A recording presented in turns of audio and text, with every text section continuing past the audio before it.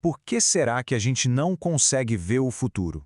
Essa é uma daquelas perguntas que acompanham a humanidade desde sempre, não é? Parece que existe um véu, assim, misterioso, separando a gente do amanhã. Hoje, a gente vai tentar entender um pouco da lógica por trás disso. A pergunta central é essa, né? Será que é possível dar uma espiadinha no que está por vir? Existe algum jeito de saber o que o destino reserva pra gente? A primeira resposta, olha, talvez não seja bem o que se espera. A regra geral, na verdade, é bem clara. O futuro permanece oculto. E isso, na verdade, é para o nosso próprio bem, para o nosso desenvolvimento. É o padrão da nossa experiência de vida. Mas por quê? Qual o motivo? Vamos pensar no futuro como um presente. Um presente magnífico, todo embrulhado.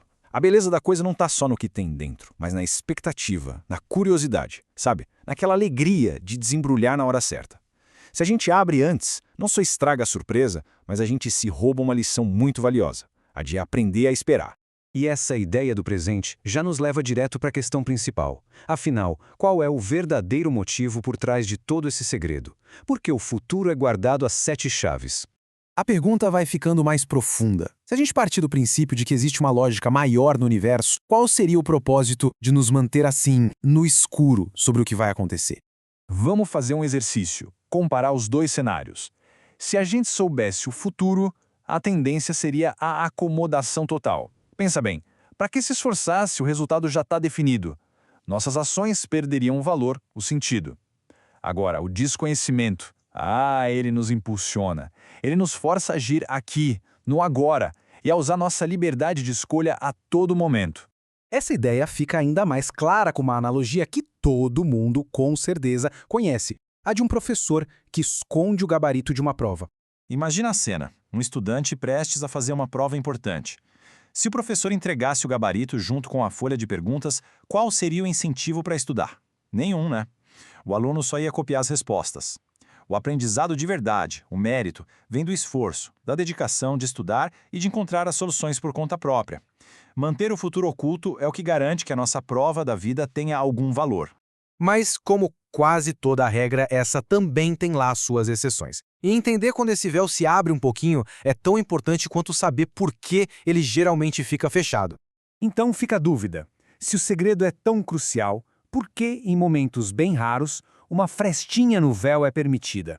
Qual seria o objetivo por trás dessas revelações tão pontuais? Bom, as razões para isso são bem específicas. Uma prévia do futuro pode ser revelada para ajudar na conclusão de alguma tarefa importante. Algo bom. Ou pode funcionar como um teste, sabe? Uma forma de provar nossas reações diante da esperança ou da decepção de algo que está para acontecer. Para a gente entender isso melhor, vamos usar outra imagem bem poderosa. Visualiza uma estrada bem sinuosa à noite. A viagem toda não é sinalizada a cada metro, mas de repente, uma placa luminosa surge na escuridão, avisando: curva perigosa à frente. Essa placa não dirige o carro para ninguém, certo? Ela só fornece uma informação crucial para que o motorista, usando a própria prudência e habilidade, reduza a velocidade e faça a manobra com segurança. É um aviso, um alerta, e também um teste de atenção. E essa ideia de teste nos leva a um dos pontos mais profundos da nossa questão. Qual é, afinal de contas, o propósito das provações que a gente enfrenta?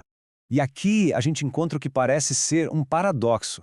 Se uma força maior já sabe se vamos falhar ou ter sucesso, por que a gente precisa passar pelo desafio? Qual é a real necessidade da prova? Então, o ponto crucial é este. A provação não é para informar a quem já sabe tudo, é para nós. É para nos dar a oportunidade de agir, de lutar, de assumir a responsabilidade e, finalmente, de conquistar o mérito das nossas próprias escolhas. E tem uma última analogia que deixa esse conceito perfeitamente claro. Pensa num atleta de halterofilismo e seu treinador. O treinador, com toda a experiência que tem, olha para o atleta, olha para o peso na barra e sabe com quase certeza se ele consegue ou não levantar aquilo. Mas o conhecimento do treinador não fortalece o músculo do atleta. É o atleta que precisa ir até a barra. Ele precisa sentir o peso, fazer a força, suar, lutar contra a gravidade. É no ato de levantar que ele ganha a força, a experiência e o mérito da vitória. A prova é para quem a executa. E assim, a gente chega ao coração de tudo isso. O verdadeiro valor não está no destino final, que nos é oculto, mas na própria jornada e no esforço que ela exige da gente. Essa citação resume tudo. Sem a luta real contra as dificuldades, sem o exercício do nosso livre-arbítrio diante do desconhecido, não existiria mérito verdadeiro. Seríamos meros espectadores da nossa própria vida e não os protagonistas. E assim, a gente volta à nossa primeira imagem. Se o futuro é um presente, a grande questão não é adivinhar o que tem dentro da caixa. A questão é, como é que as nossas ações de hoje estão nos preparando para o momento de finalmente desembrulhá-lo?